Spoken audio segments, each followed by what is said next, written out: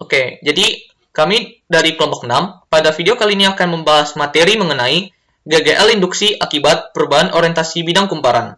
Yang mana pada video kali ini kami akan membahas mengenai konsepnya, lalu kami akan membahas mengenai rumus-rumusnya, lalu kami juga akan memberikan penerapannya dalam kehidupan sehari-hari, dan di akhir video akan ada contoh soal mengenai materi ini. Jadi tanpa berlama-lama kita langsung aja ke bagian yang pertama. Jadi bagian yang pertama itu adalah konsep. Kenapa sih kita harus mempelajari konsep terlebih dahulu? Jadi, ketika kita ingin mempelajari sesuatu, kita tuh harus bangun sebuah fondasi yang kuat, sebuah fondasi materi di mana itu disebut konsep. Jadi, ketika konsep kita mengenai materi tersebut sudah kuat, baru kita bisa mempelajari dengan baik mengenai rumus-rumusnya, penerapan dalam kehidupan sehari-hari, hingga ke contoh-contoh soalnya. Oke, jadi di sini aku akan menjelaskan konsep mengenai GGL induksi akibat perubahan orientasi bidang kumparan. Jadi, pertama-tama, seperti yang kita tahu, kalau GGL induksi itu dia disebabkan oleh perubahan flux magnetik. Nah, pertanyaannya adalah, bagaimana sih cara mengubah flux magnetik? Jadi, caranya itu ada 3. Yang pertama adalah dengan mengubah medan magnetnya. Lalu yang kedua dengan mengubah luas bidang kumparan. Dan yang ketiga adalah dengan mengubah orientasi bidang kumparan. Yang mana pada video kali ini, kita akan membahas mengenai cara yang ketiga. Nah, apa sih pengertian GGL induksi akibat perubahan orientasi bidang kumparan? Jadi, pengertian itu adalah perubahan sudut antara flux magnetik atau garis-garis medan magnet dan garis normal bidang kumparan yang disebabkan oleh perubahan orientasi bidang kumparan yang dapat menyebabkan timbulnya GGL induksi. Nah, jadi sebenarnya konsep yang harus kalian paham itu di sini adalah bagaimana sih cara menentukan sudut antara flux magnetik dan garis normal bidang, serta apa pengaruh perubahan orientasi bidang kumparan terhadap timbulnya GGL induksi. Dan pada video kali ini untuk menjelaskan hal tersebut kepada kalian, aku di sini akan memberikan sebuah gambar. Di sini pada gambar ini kita lihat yang kuning-kuning ini adalah kumparan. Kita beri aja ini nama kumparan 1.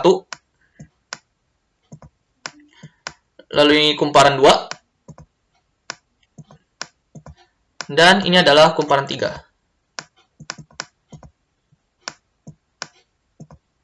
Lalu kita misalkan di kirinya adalah kutub utara. Dan di kanan itu adalah kutub selatan. Nah, medan magnet itu dia kan arahnya dari kutub utara ke selatan. Jadi di sini kita lihat ini kan ada garis yang biru dan arahnya dari utara ke selatan. Itu sebenarnya dia melambangkan medan magnet. Jadi mulai seterusnya kita anggap kalau garis yang biru ini dia adalah garis-garis medan magnet ya. Lalu di sini kita lihat ada kumparan kuning, dia posisinya tuh horizontal, atau kalau aku mau analogikan pakai tangan, posisinya itu seperti ini ya. Dia horizontal gitu. Nah, yang pertama harus kita lakukan adalah menggambar garis normal bidang. Tapi sebelum itu kita harus tahu dulu tuh, apa garis normal bidang? Jadi garis normal bidang itu adalah garis yang tegak lurus terhadap bidang kumparan. Jadi di sini kita gambar sebuah garis yang tegak lurus. Ya, ini harusnya lurus ya, cuma aku agak kesulitan buat gambar lurus. Oke, nah sekarang kita tentukan sudut antara garis normal yang di sini aku simbolkan dengan GN dan garis flux magnet yang warna biru ini yang tadi aku bilang. Nah, berapa sih sudutnya? Flux magnet ini dia kan sejajar dengan permukaan bidang kumparan. Dia sejajar, sedangkan garis normal dia tegak lurus. Berarti sudut yang dibentuk adalah 90 derajat.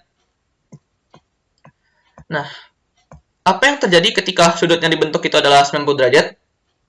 Jadi, ini biar kalian paham aja, aku akan spoilerin dikit rumus mengenai besar GGL induksi. Jadi, ketika kita ingin mencari besar GGL induksi, kita dapat menggunakan rumus B dikali A dikali omega dikali N dikali sin theta. Aku nggak akan jelasin rumusnya, itu nanti dijelasin di bagian rumus-rumus. Aku cuma kasih spoiler rumus ini biar kalian lebih paham aja ya. Jadi, di rumus tadi kan itu ada sin theta. Nah, theta itu adalah sudut yang dibentuk antara garis normal dengan flux magnet. Nah, kita tahu kalau sin 90 derajat itu dia bernilai 1 kan? Dan kita juga tahu kalau sin 1 itu, sin yang bernilai 1 dia adalah maksimum. Karena sin nilainya nggak mungkin lebih dari 1. Artinya, ketika sin 90 derajat, maka besar GGL induksi adalah maksimum. Nah, kemudian sekarang kita lihat kumparan yang kedua. Kumparan yang kedua itu adalah kumparan pertama yang diputar 90 derajat ke kanan. Jadi kalau aku analogikan lagi pakai tangan, ini adalah tangan, ini adalah kumparan 1, yang tadi kan posisi horizontal. Ini putar lagi 90 derajat, jadi posisi seperti ini. Lalu lagi-lagi kita gambar garis normalnya. Ya, Karena garis normal selalu tegak lurus, pasti ini sudutnya 90 derajat. Terus karena tadi medan magnetnya itu kan sejajar terhadap permukaan bidang kumparan. Nah, kalau si kumparan ini kita putar seperti ini, maka otomatis si garis medan magnetnya ini tunjuk, anggap aja garis medan magnet ya. Berarti dia akan tegak lurus juga, berarti sudutnya itu adalah 90 derajat. Nah, karena garis normal dengan garis flux magnet itu sama-sama 90 derajat terhadap permukaan bidang kumparan, bisa kita katakan kalau kedua garis ini adalah sejajar. Nah, berapa sih sudut yang dibentuk antara kedua garis yang sejajar? Kedua garis sejajar pasti akan membentuk sudut 0 derajat. Karena misalnya ini kan ada dua garis yang sejajar. Kalau aku tarik, berarti kan dia nimpa kayak gini kan. Berarti nggak ada sudut yang dibentuk sama sekali antara kedua garis ini. Berarti 0 derajat. Nah, balik lagi ke rumus spoiler yang aku kasih tadi. Karena sin theta, sin 0 derajat itu bernilai 0, maka gagal induksi pada kumparan kedua ini bernilai 0 atau minimum. Lalu selanjutnya kita ke kumparan yang ketiga, yaitu kumparan kedua yang diputar 90 derajat lagi. Jadi, kalau kumparan kedua tadi posisinya kayak gini, kita putar lagi nih 90 derajat, jadi kayak gini nih.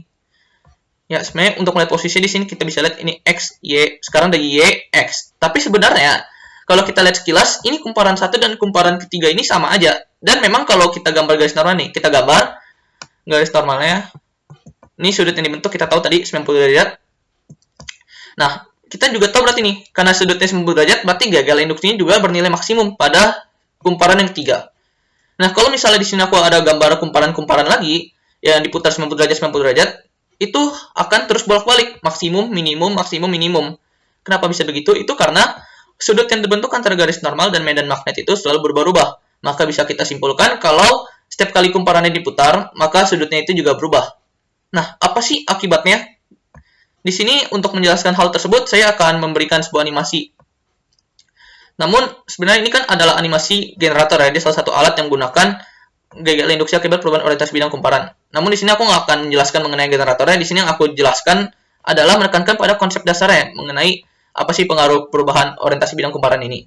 Oke, jadi kita langsung aja. Di sini ada kutub north atau utara, south atau selatan. Kita tahu medan magnet dari utara ke selatan seperti yang aku bilang tadi. Lalu yang biru-biru ini adalah kumparan yang diputar-putar. Nah, kita lihat ini ada yang kuning-kuning, itu adalah arus.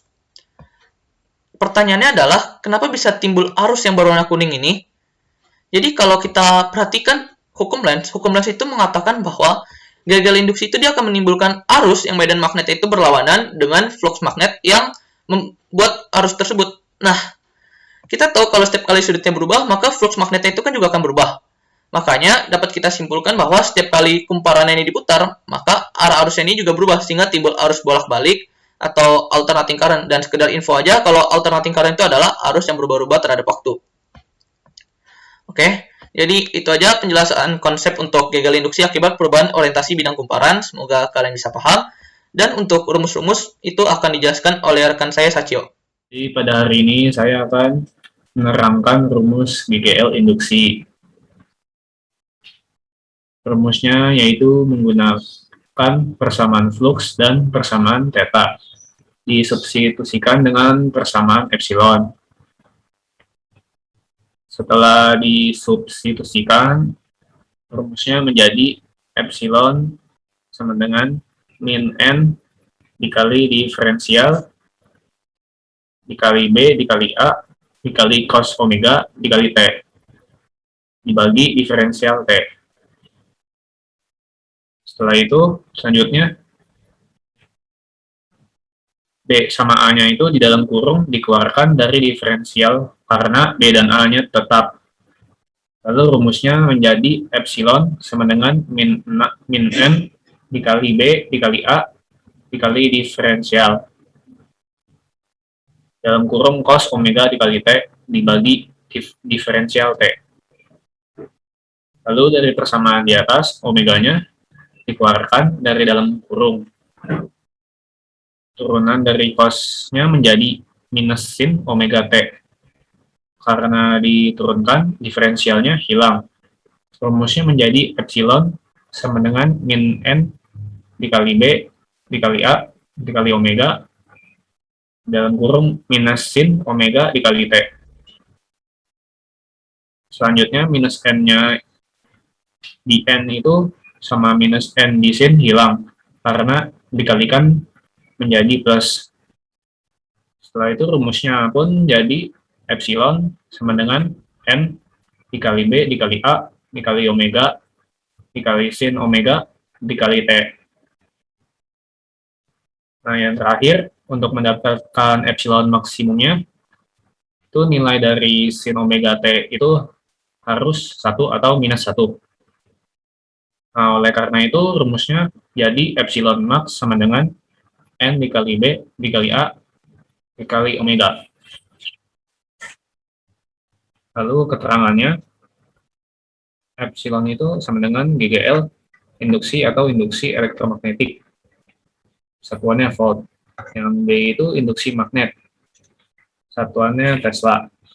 Yang A luas penampang. Satuannya meter kuadrat. Omega kecepatan sudut kumparan.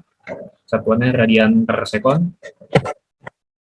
Lalu yang terakhir theta sudut T waktu, satuannya sekon. 3. Penerapan. Nah, aplikasi yang sangat penting dalam penemuan Faraday itu adalah ditemukannya generator listrik atau biasa juga disebut sebagai dinamo. Nah, generator listrik itu mampu mengubah energi kinetik menjadi energi listrik.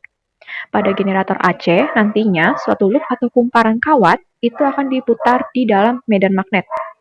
Bisa dilihat di sini ada turbin, dan kemudian ini adalah loop, yang nantinya loop dan turbin ini akan diputar di dalam medan magnet. Nah, dan di sisi kiri dan sisi kanan ini ada magnet. Yang satu kutub utara, yang satu kutub selatan. Nah, turbin-turbin ini nantinya akan digerakkan dengan pembangkit tenaga air atau juga bisa dengan pembangkit tenaga uap. Kalau dengan pembangkit tenaga air, nanti air terjun atau aliran air itu akan dimanfaatkan untuk menggerakkan bilah-bilah turbin. Nah, nanti kalau pada pembangkit tenaga uap, energi panas itu akan digunakan untuk mengubah air menjadi uap. Nah, kemudian nanti uap-uapnya ini akan digunakan untuk menggerakkan bilah-bilah turbin tersebut. Nah, perlu diingat bahwa generator itu akan menghasilkan arus dan GGL induksi apabila loop atau kumparan yang ada di antara dalam medan magnet itu diputar. Nah, pada saat loop atau kumparan diputar, ini akan mengakibatkan terjadinya perubahan luas efektif yang akan disimbolkan dengan AN. Nah, sehingga karena ada terjadinya perubahan luas efektif, maka akan terjadi perubahan flux. Nah, untuk lebih jelasnya, saya akan menjelaskan gambar berikut. Nah, untuk menjelaskan gambar berikut, saya akan menggunakan pulpen di sini. Pulpen di sini saya anggap sebagai arah dari medan magnet, kemudian telapak tangan sebagai bidang kumparan atau bidang loop, dan ibu jari sebagai garis normal dari bidang. Nah, pada kondisi pertama, arah medan magnet mengarah ke sana, dan kemudian posisi bidang atau loop ini tegak lurus dengan medan magnet. Saya simbolkan medan magnetnya sebagai B. Nah, jadi B tegak lurus dengan bidang. Maka garis normal dari bidang ini adalah si garis N atau garis normal yang saya ibaratkan dengan ibu jari. Nah, bisa dilihat di sini bahwa sudut atau theta yang dibentuk dari ibu jari garis N dengan garis B itu adalah sebesar 0 derajat. Maka bisa diketahui bahwa luas efektif atau AN itu sama dengan A dari loop atau kumparan dikalikan dengan cos 0 derajat. Yang hasilnya adalah luas dari loop itu sendiri. Jadi bisa dilihat bahwa ini luas efektifnya itu sama saja dengan luas loop atau kumparan yang kita gunakan. Nah, kemudian pada kondisi 2, nanti setelah selang waktu tertentu, maka awalnya yang bidang dari loop tegak lurus dengan garis B, maka akan berubah posisi, membentuk sudut 30 derajat. 30 derajat itu maksudnya sudut yang dibentuk antara garis N dengan garis B. Nah, karena theta yang dibentuk antara garis B dan garis N 30 derajat, maka bisa diketahui bahwa luas efektifnya akan berubah. Jadi, luas efektif pada kondisi kedua itu bisa dihitung sebagai A dari loop atau kumparan dikalikan dengan cos 30 derajat. Yang di sini luas efektifnya mengecil dari yang awalnya bisa dilihat ini besar dan kemudian menjadi mengecil pada kondisi kedua. Nah, kemudian lanjut ke posisi ketiga. Jadi nanti setelah lanjut dari yang awalnya posisi membentuk 30 derajat, nanti setelah waktu tertentu, maka loop akan berputar kembali menjadi seperti ini. Dan pada posisi ini, garis B dan garis N itu akan tegak lurus, saling tegak lurus, membentuk sudut 90 derajat. Berarti bisa diketahui bahwa luas efektif atau AN yang ada pada kondisi ketiga adalah A loop atau kumparan dikalikan dengan cos 90 derajat. Dan kita tahu bahwa cos 90 derajat itu bernilai 0. Berarti luas efektif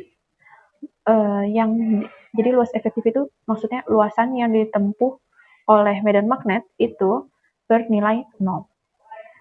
Nah, bisa dilihat nih, tidak ada medan magnet yang menembus bidang.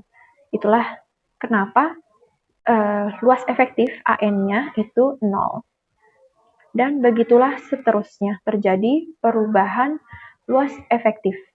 Nah, nantinya terjadinya perubahan luas efektif inilah yang akan mengakibatkan adanya perubahan flux. Kumparan dengan 200 lilitan berbentuk persegi panjang dengan panjang 10 cm dan lebar 5 cm diputar dengan kecepatan sudut 60 radian per sekon, lalu tegak lurus medan magnet sebesar 0,5 Weber per meter persegi. Nah, berapakah BBL induksi maksimum yang dihasilkan oleh kumparan tersebut? Untuk menjawab soal ini, kita menggunakan BBL induksi maksimum sama dengan N dikalikan B dikalikan A dikalikan omega. N 200 lilitan, B-nya 0,5 meter, kemudian luasnya berarti 0,1 dikalikan dengan 0,05 dan omeganya adalah 60 radian per sekon. Nah, ini berarti 100 kemudian dikali 6 dikali 0,05, jadi hasilnya adalah 30 volt. Oke, jadi sekarang kita akan membahas contoh soal yang kedua. Jadi mungkin kalau kita lihat sekilas ini soalnya terlihat susah atau rumit, tapi sebenarnya kalau kita paham mengenai konsep dan rumusnya, kita pasti bisa mengerjakan soal ini. Oke, jadi langsung aja kita kerjakan soalnya. Ketika kita mengerjakan soal, langkah pertama yang harus kita lakukan adalah membaca soalnya dengan cermat dan teliti terlebih dahulu. Lalu kita identifikasi apa aja yang diketahui dari soal dan apa yang ditanyakan oleh soal. Jadi langsung aja kita baca. Suatu kumparan terdiri dari 400 lilitan berbentuk persegi dengan sisi 10 cm. Kumparan ini kemudian diputar sehingga sebuah putaran membentuk 30 derajat terhadap medan magnet yang sebesar 0,5 Weber per meter kuadrat dan dengan kecepatan sudut 60 radian per second. Hitunglah arus listrik yang timbul akibat gagal induksi yang ditimbulkan kumparan apabila terdapat hambatan sebesar 20 ohm. Oke, jadi di sini kita catat apa yang diketahui. Oke, yang pertama kita lihat. Suatu kumparan terdiri dari 400 lilitan. Seperti yang kita tahu kalau lilitan itu adalah N. Jadi kita tulis di sini N sama dengan 400 lilitan. Lalu yang kedua, diketahui kalau kumparan itu berbentuk persegi. Berarti bisa kita katakan tuh maksudnya luas permukaan bidangnya itu dia berbentuk persegi. Jadi kita kan diberitahu kalau sisi perseginya itu 10 cm. Oh ya, jangan lupa satuan ini harus diubah ke meter. 10 cm itu kalau kita ubah ke meter jadi 0,1 meter. Nah, berarti luas bidang kumparan itu adalah sisi dikali sisi. berarti 0,1 dikali 0,1 menjadi 0,01 meter kuadrat. Oke, selanjutnya apalagi diketahui, kumparan ini kemudian diputar sehingga sumbu putarnya membentuk 30 derajat terhadap medan magnet. Artinya sudut yang dibentuk antara garis normal dengan garis medan magnet itu adalah 30 derajat. Berarti di sini kita tulis θ-nya sama dengan 30 derajat. Lalu terhadap medan magnet yang sebesar 0,5 Weber per meter kuadrat. Kita tulis lagi di sini medan magnet atau kita simbolkan dengan B itu adalah 0,5 Weber per meter kuadrat. Untuk satunya udah benar ya, jadi kita nggak perlu ubah lagi. Berikutnya, kecepatan sudut 60 radian per second. Berarti di sini kita tulis omega sama dengan 60 radian per second. Untuk omega juga satunya udah benar, jadi nggak perlu kita ubah lagi. Nah, diketahui lagi ada hambatan sebesar 20 ohm. Kita tulis di sini hambatan itu 20 ohm. Nah, yang ditanyakan apa? Yang ditanyakan adalah arus listriknya. Yang ditanya itu adalah arus listriknya berapa. Nah, untuk menghitung arus listrik, apa yang harus kita lakukan? Kita tahu kalau ada rumus tegangan atau gagal induksi sama dengan I kali R. Tapi kan seperti yang kita tahu kalau di sini kita belum tahu kan tegangan atau gagal induksinya berapa. Berarti langkah pertama yang harus kita lakukan adalah mencari tahu dulu gagal induksi ini dia sebesar berapa. Nah, bagaimana cara mencari besar gagal induksi? Jadi rumusnya itu seperti yang dijelaskan di bagian rumus sebelumnya. Gagal induksi atau disimbolkan dengan epsilon adalah B dikali A dikali omega dikali N dikali sin theta. Atau kalau kalian mau lebih hafal gampangnya, singkatin aja ini sebagai bakwan. Nah, sin theta ini terkadang di beberapa soal itu kita harus menggunakan rumus yang W kali T. Kalau diketahuinya itu adalah kecepatan sudut dan waktunya. Tapi karena di sini udah diketahui berapa sudut yang dibentuk, jadi langsung aja kita masukkan sin theta. Oke, jadi kita masukkan angka-angkanya. B tadi 0,5 dikali A-nya tadi 0,01 meter kuadrat dikali kecepatan sudutnya tadi 60 radian per second dikali jumlah lilitannya 400 lilitan, lalu dikali sin theta, theta-nya tadi 30 derajat, berarti sin 30 derajat. Oke, jadi biar mudah kita kalikan yang 0,5 kali 60 berarti dia jadi 30, sorry. Terus 400 dikali 0,01 berarti dia jadi 4. Lalu sin 30 itu adalah setengah. Ini bisa dicoret. Jadi 30 dikali 2. Berarti besar gagal induksinya adalah 60 volt. Nah, kita udah dapat nih gagal induksinya. Sekarang kita udah bisa cari arus listriknya, karena untuk mencari arus listrik itu kita perlu mengetahui besar gagal induksi dan juga hambatan.